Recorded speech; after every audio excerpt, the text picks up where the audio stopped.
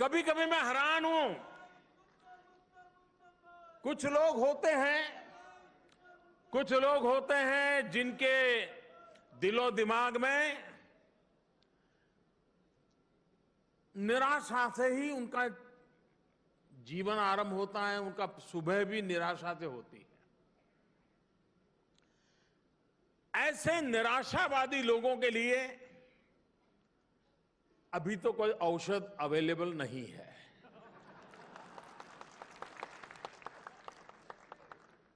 तो ये निराशावादी लोगों को उनकी निराशा उनको मुबारक। कोई कल्पना कर सकता है, हिंदुस्तान में एक जमाना था, आप लोगों ने पुराने जमाने की मूवी देखी होगी, तो शेयर मार्केट में व्यापारी इकट्ठे होकर के चिल्लाते थे, ऐसे ऐसे उंगलियां कर करके वो अपना शेयर बाजार में दाम बोलते थे, और उसको लिखने वाले फिर दूर से तय करते, हाँ ये वो बोली बोल रहा है, वो ये बोली बोल रहा है।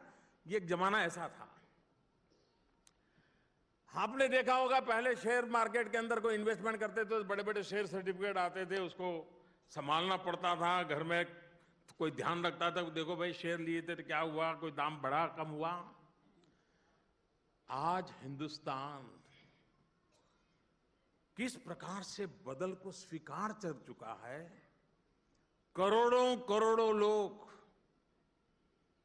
स्टॉक मार्केट से, डीमैट अकाउंट से अपना पूरा कारोबार ऑनलाइन करते हैं।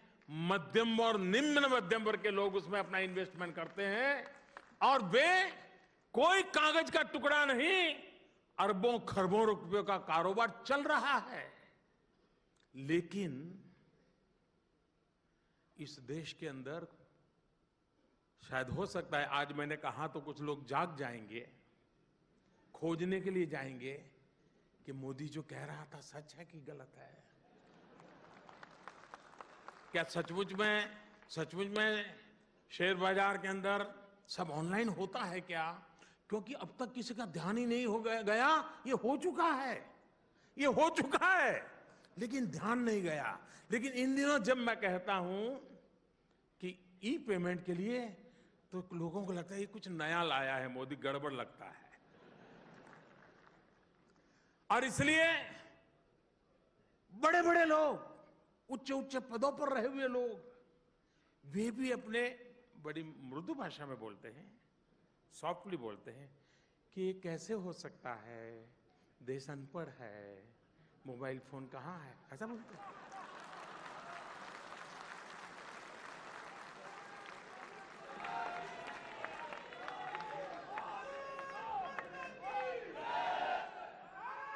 इसलिए ये निराशा में पले बड़े लोगों के लिए मेरे पास कोई औषध नहीं है, लेकिन आशावादी लोगों के लिए मेरे पास हजारों अवसर है।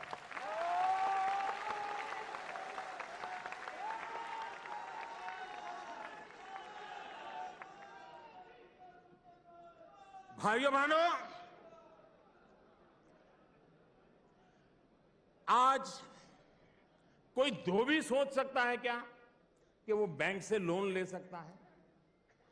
कोई छोटा सा हजाम की दुकान चलाने वाला, बाल काटने वाला व्यक्ति, वो सोच सकता है कि मुझे बैंक से लोन मिल सकता है? कोई अखबार की पस्ती इकट्ठी करने वाला या अखबार बेचने वाला सोच सकता है? वो कल्पना ही नहीं कर सकता कि बैंक में मैं जाऊंगा पैसे मिल सकते हैं, सोच ही नहीं सकता, क्योंकि हमने हालत ऐसे बना के रखी। ये जो मैं डिजिटल पेमेंट की बात करता हूं, वो कैसा रिवॉल्यूशन लाएगा। और जब ये भीम सामान्य नहीं है।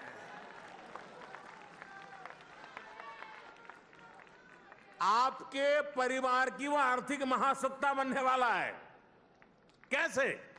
मान लीजिए एक धोबी, आज उसके बाद लोग आते हैं, कपड़े ड्राई क्लीनिंग, दिखना फलाना करा के जाते हैं, शाम को वो 500-1000 रुपये कमा लेता है, घर ले जाता है अपना गल्ला। लेकिन जिस दिन वो डिजिटल पेमेंट लेना शुरू करेगा, तो उसका पूरा ट्रैक रिकॉर्ड तैयार हो जाएगा। उसका मोबाइल फोन बोलेगा कि रोज का 800-1000 रुपये आते हैं, 100-200 रुपया बचते हैं। फिर उसको बैंक से अगर लोन लेना होगा तो बैंक को कहेगा देखो भाई मेरे मोबाइल चेक कर लीजिए, मेरे अकाउंट में इतना पैसों की लेन देन चलती है, अब मुझे जरूरत है 5,000 रुपया चाहिए, दे दीजिए।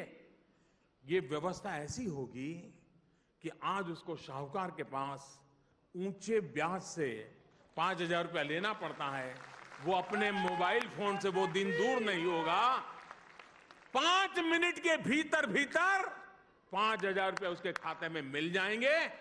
ये ई बैंकिंग की व्यवस्था डेवलप होने वाली है, ये दिन दूर नहीं होगा दोस्तों, ये होने वाला है। और इस काम को आगे बढ़ाने के लिए एक कॉमन प्लेटफॉर्म आज भीम के रूप में देशवासियों को 2016 के साल के आखिर में जब मैं दे रहा हूं तो एक प्रकार से 2017 का उत्तम से उत्तम नजराना मैं दे रहा हूं।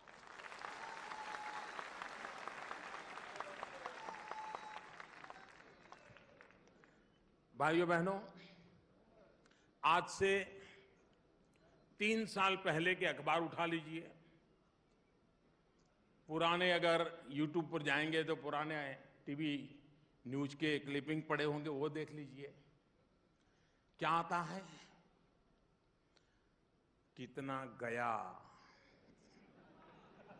कोयले में कितना गया, 2G में कितना गया है, खबर यही रहती थी कितना गया। आज लोग देखें यार आज कितना आया, देखिए वक्त वक्त की बात है। वही देश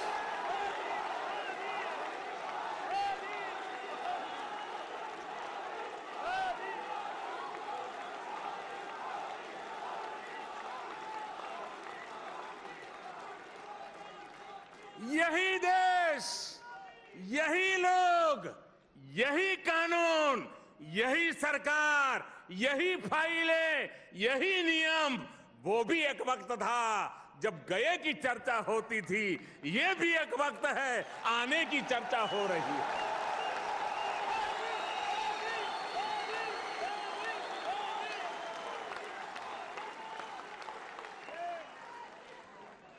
लोग हिसाब लगा रहे हैं, मंडे को इतना आया था, ट्यूसडे को कितना आया। अगर भाइयों बहनों देश के गरीबों के लिए अगर जज्बा हो, उनके प्रति समर्पण हो, तो सब चीज अच्छी करने के लिए ईश्वर भी ताकत देता है।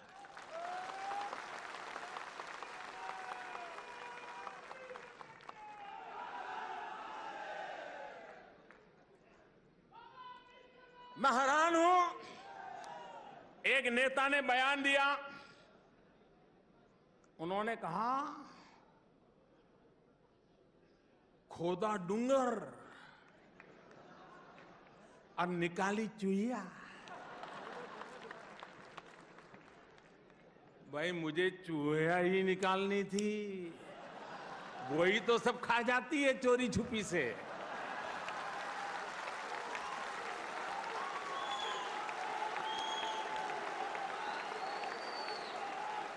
किसान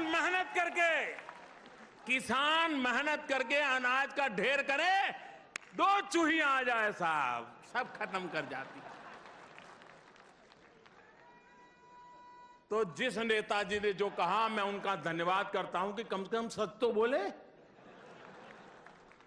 ये चूहियां पकड़ने का ही काम है, जो देश का गरीब का धन खा जाते थे, वो चूहियां पकड़ने का ही काम है, और चल रहा है, तेज गति से चल रहा है।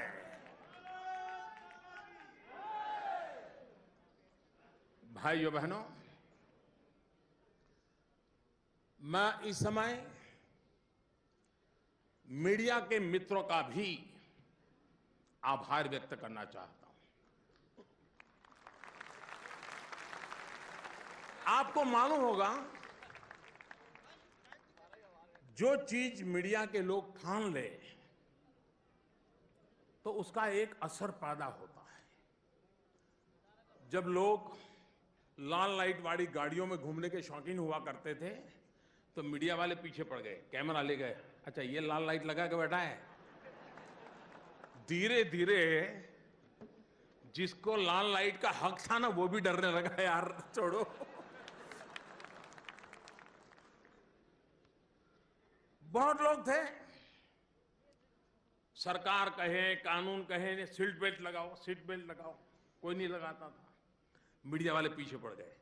कोई कार में बैठा है बड़ा आदमी तो तुरंत निकालते थे, हाँ इसने सीट बेल्ट नहीं लगाया, फिर दूसरे दिन टीवी पे दिखाते थे, तो उसकी मुंडी इतनी हो जाती थी। वो सीट बेल्ट का अवेयरनेस आया। कभी हेलमेट के लिए सरकार कहती है भाई जिंदगी बचाने के लिए यार हेलमेट लगाओ, ये करो, सुनते नहीं। लेकिन मीडिया के लोग, कोई पुलिस वाला बिना हेलमेट जाता था तो पकड़ते थे टीवी पे और दिखाते थे, तो वो फिर कांपने लगते थे। लोग भी जाते थे, दिखा देखो ये जा रहा है। सरकार भी जागती थी, पुलिस भी जागती।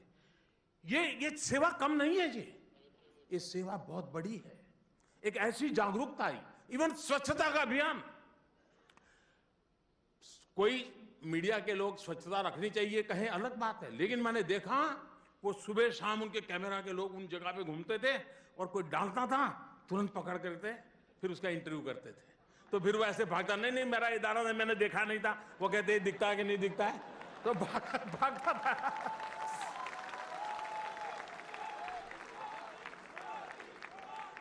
देखिए, मैं मानता हूं हमारे देश के इलेक्ट्रॉनिक मीडिया ने, ऐसे तो मैं ढेर सारी चीजें गिना सकता हूं, क्योंकि मैं आशावादी सोच वाला इंसान, तो मुझे उसमें अच्छा दिखता है। कुछ लोगों को शिकायत करने का मन करता है कि ऐसा क्यों करते हैं, मुझे नहीं करता है, मुझे लगता है अच्छा करते हैं। और इसलिए आने वाले दिनों में मीडिया बहुत बड़ी सेवा कर सकता है। पिछले 50 दिनों देखा होगा आपने, मैं भाषण करता था कि डिजिटल करना चाहिए, मोबाइल करना चाहिए, तो मुझे दिखाते थे और बगल में कोई पैडल रिक्शा वाले को पूछते थे कि तेरे पास मोबाइल है? वो कहता था नहीं। तुम कैशलेस जानते हो? बोले नहीं। फिर वो मुझे, है मोदी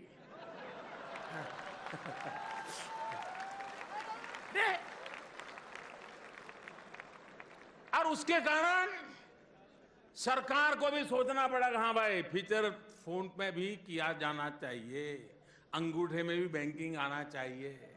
आया कि नहीं आया? तो बोलो मीडिया को मैं थैंक यू कहूं कि ना कहूं?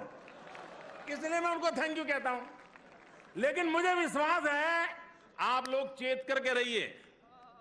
अब मीडिया वाले 1 तारीख के बाद आपके हाथ में मोबाइल देखेंगे, कैमरा खड़ा करके पूछेंगे तेरे पास मोबाइल है? भीम है? कैश लेके क्यों घूम रहा है? पढ़े लिखे हो, क्या कर रहे हो? आप देखना 2017 में मीडिया के लोग आपको पूछने वाले हैं, सब हिंदुस्तान वालों को पूछने वाले हैं कि 2 मोबाइल फोन लेके घूम रहे हो, फिर भी तुम कैशलेस नहीं हो रहे हो। इसी से रिवॉल्यूशन आता है जी, क्रांति इसी से होती है। और मुझे विश्वास है कि देश विश्व के आधुनिक देशों की तुलना में टेक्नोलॉजी के क्षेत्र में और टेक्नोलॉजी के साथ कॉमन मैन की कनेक्टिविटी, ये होके रहने वाला है। भाइयों बहनों, मैं ये साफ मत कहूं, हमारा देश ऐसे ही सोने की चिड़िया नहीं था। हमारा देश ऐसे ही सोने की चिड़िया में से गरीब नहीं बना है।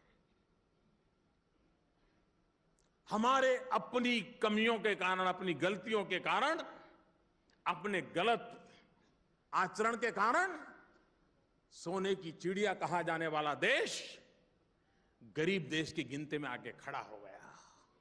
लेकिन इसका मतलब यह है कि आज भी इस देश में फिर एक बार सोने की चिड़िया बनने का पोटेंशियल पड़ा हुआ है।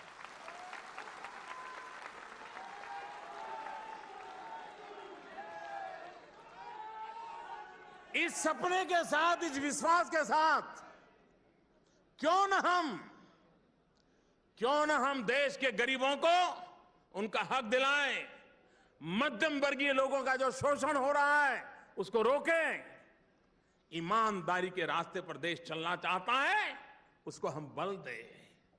भाइयों बहनों, मैं जानता हूं आज लोग इसका मूल्यांकन करने की न हिम्मत करेंगे न ही शायद उतना सामर्थ्य होगा, लेकिन वो दिन दूर नहीं होगा जब इस सारे घटनाक्रम का मूल्यांकन होगा, इतिहास की तवारीखों में जब मढ़ा जाएगा तब एक बात उजागर होने वाली है।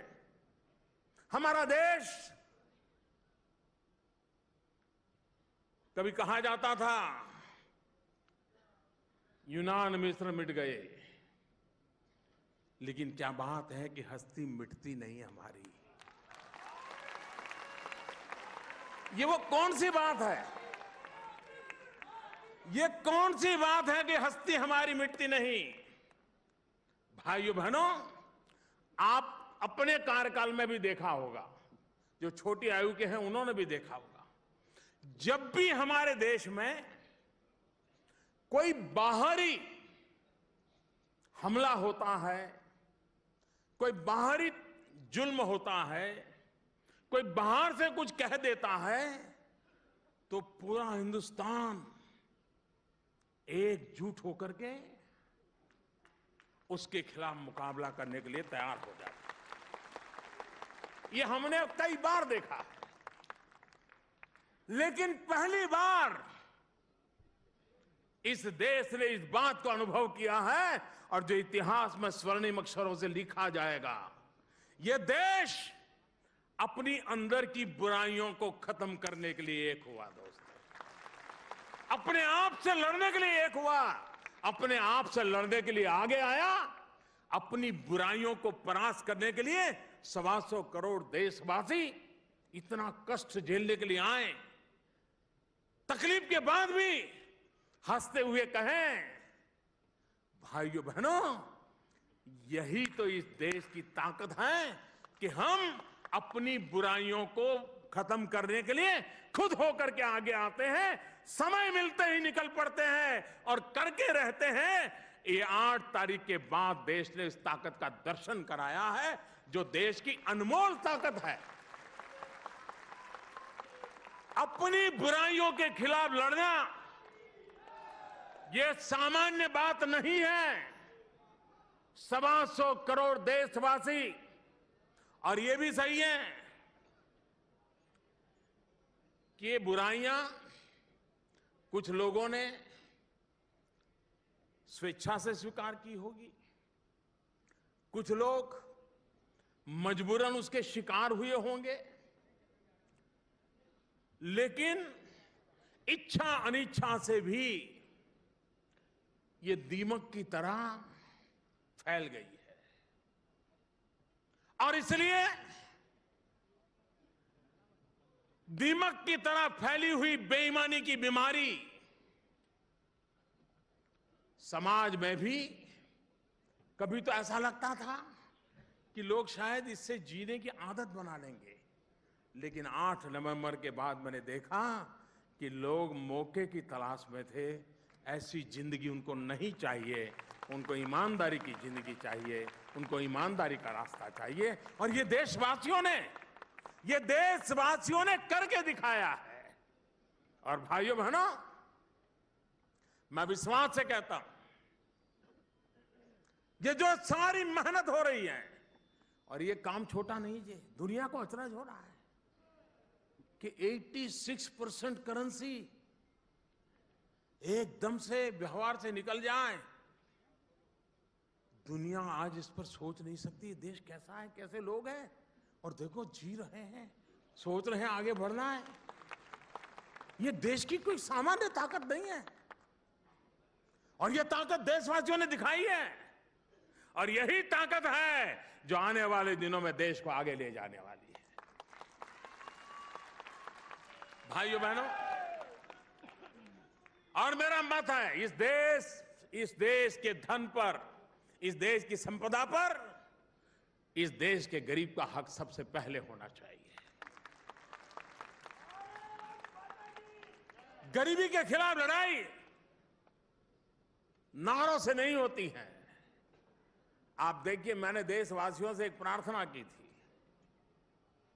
कहा था कि आप अगर आर्थिक रूप से अगर आपको ज्यादा नुकसान नहीं होता है तो आप एलपीजी की सब्सिडी छोड़ दीजिए।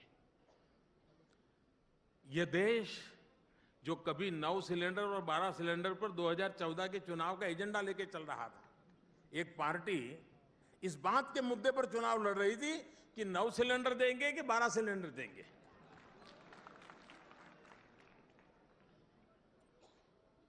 जिस देश में पूरा चुनाव सिलेंडर की संख्या पर लड़ा गया हो, इस देश के अंदर एक सरकार आकर के लोगों को यह कहे कि सब्सिडी छोड़ दो, कितना बड़ा कॉन्ट्रास्ट। हम आपको 12 सिलेंडर दे दो, वोट दे दो, ये दूसरा ऐसा आया वो कहता है सिलेंडर की सब्सिडी छोड़ दो। और मैं आज सर झुका करके मेरे देशवासियों के सामने नमन करते हुए कहना चाहता हूं, 1 करोड़ 20 लाख लोगों से ज्यादा परिवारों ने अपनी सब्सिडी छोड़ दी। और मैंने वादा किया था कि आप जो सब्सिडी छोड़ रहे हैं मैं उस गरीब मां को दूंगा जिस गरीब मां को लकड़ी के चूल्हे से धुएं की आग में अपने बच्चों के साथ गुजारा करना पड़ता है। उस गरीब मां को एक दिन में 400 सिगरेट का धुआं अपने शरीर में लेना पड़ता है। उस मां के स्वास्थ्य का क्या होता होगा? आप अपनी सब्सिडी छोड़ दीजिए, मैं ये सिलेंडर उस गरीब मां को देना चाहता हूं जो लकड़ी का चूल्हा जला करके खाना पकाती है। और आज मैं देशवासियों को कहना चाहता हूं कि 1 करोड़ 20 लाख लोगों ने सब्सिडी छोड़ी। अब तक 1.5 करोड़ गरीब माताओं को गैस सिलेंडर हम दे चुके हैं। कहने का तात्पर्य यह है कि जो भी आ रहा है अब जान ही रहा है, ये जो भी आ रहा है गरीब के काम आने वाला है, गरीब की भलाई के लिए काम आने वाला है। देश को बदलना है दोस्तों, देश के सामान्य मानवी की जिंदगी बदलेगी तब देश बदलने वाला है। और जब मैं आज पंडित दीनदयाल उपाध्याय की जन्म शताब्दी मना रहा हूं और भारत सरकार ने गरीब कल्याण वर्ष के रूप में इसको मनाना तय किया है, तब ये सारा परिश्रम गरीबों को समर्पित है, उनके कल्याण को समर्पित है, मध्यम वर्ग के व्यक्ति को उसका हक दिलाने के लिए समर्पित है, उनके शोषण से मुक्ति दिलाने के लिए समर्पित है। और मुझे विश्वास है कि देश ने जिस प्रकार से आशीर्वाद दिए, कष्ट झेल करके आशीर्वाद दिए हैं, आने वाले दिनों में इस बदलाव के हकदार भी वही होने वाले हैं। मैं फिर एक बार उस इनाम को प्राप्त करने वालों को बधाई देता हूं। मैं देशवासियों से आग्रह करता हूं कि 2017 के 1 जनवरी को आप कम से कम 1 जनवरी से शुरू करिए। अगर आपके पास मोबाइल फोन है, स्मार्टफोन है, कम से कम 5 लेन देन तो करिए। हर हिंदुस्तानी एक बार 5 लेन देन करना देखे तो फिर उसको आदत हो जाएगी और देश डिजिटल मूवमेंट को लीड कर जाएगा। मैं फिर एक बार सबको बहुत बहुत बधाई देता हूं, बहुत बहुत धन्यवाद देता हूं।